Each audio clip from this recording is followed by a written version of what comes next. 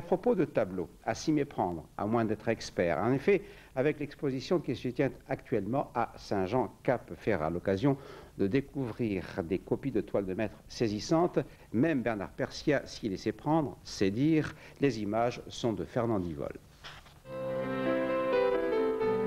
Cherchez l'erreur. Cet autoportrait de Van Gogh d'une incroyable similitude fait partie de la vingtaine de copies exposées. Des toiles qui appartiennent à un marché en plein essor avec son public, mais aussi avec ses règles. Des règles très strictes qui obligent les copistes à modifier les dimensions de l'œuvre originale ou encore à signifier, ce que ne font pas les faussaires, qu'il s'agit bien d'une copie. En tout cas, le résultat, étonnant, est à la mesure des centaines d'heures de travail qu'il faut à ces artistes pas comme les autres, des artistes dont on peut contester la motivation, mais certainement pas le talent. Les peintres qui font ces copies, c'est d'abord pour eux un exercice. Tous les grands peintres, Van Gogh, Monet, ont à une période de leur vie fait de la copie. C'était la meilleure façon d'apprendre. Pourquoi? Parce qu'en théorie, on reprend une œuvre qui est considérée comme quasi parfaite, ou du moins appréciée par le public. C'est surtout ça.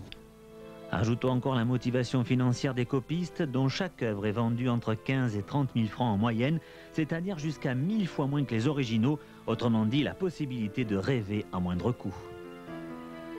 Moi j'aime beaucoup les imitateurs, j'aimais beaucoup le Luron, hein, Coluche, Desproges. Alors ils font bien leur truc, là on se moque pas d'eux, on dit pas ouais que c'est con, c'est facile, il a qu'à faire comme un tel, ben faites donc comme un tel, vous verrez que c'est pas évident.